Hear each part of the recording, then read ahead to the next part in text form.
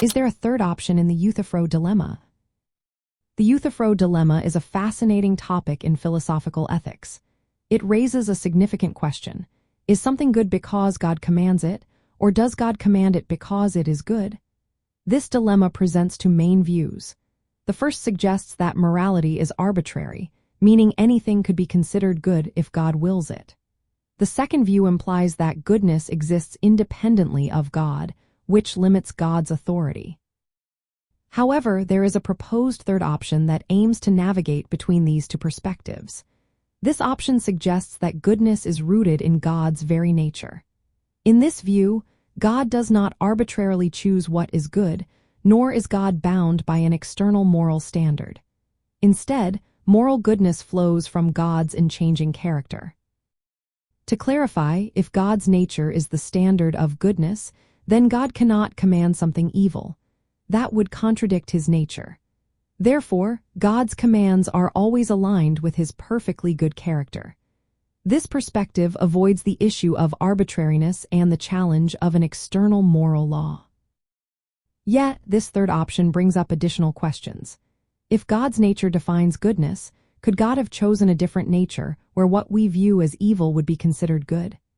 If so, then goodness could still be seen as arbitrary, just at the level of God's essence. On the other hand, if God's nature is fixed and unchangeable, this might limit God's omnipotence or raise questions about where this fixed nature comes from. Some philosophers have refined this third option into what is known as definitional impossibility theory or modified divine command theory. These theories emphasize that God's character is necessarily good and unchanging.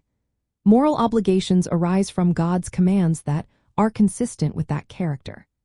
This allows for a non-arbitrary, non-external foundation for morality, preserving God's sovereignty and the objectivity of moral values.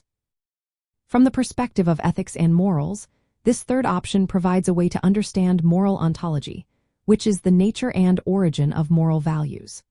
It roots morality in a divine, perfect moral character rather than in arbitrary commands or independent standards.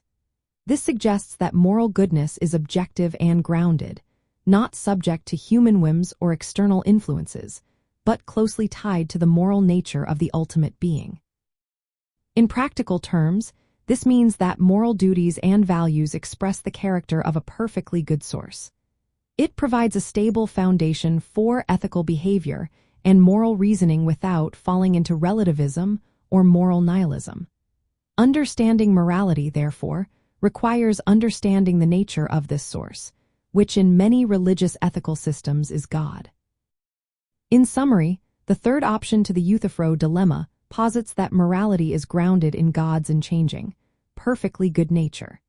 This approach avoids the issues of arbitrariness and external moral standards while introducing complex questions about God's nature and omnipotence.